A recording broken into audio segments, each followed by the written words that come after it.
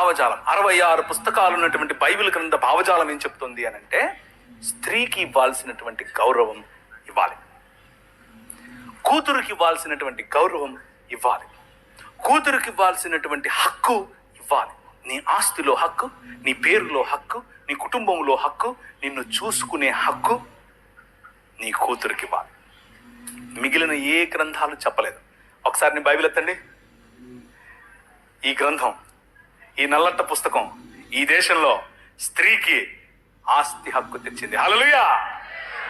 ఈ గ్రంథం, ఈ పుస్తకం ఈ దేశంలో స్త్రీకి చదువుకునే హక్కునిచ్చింది,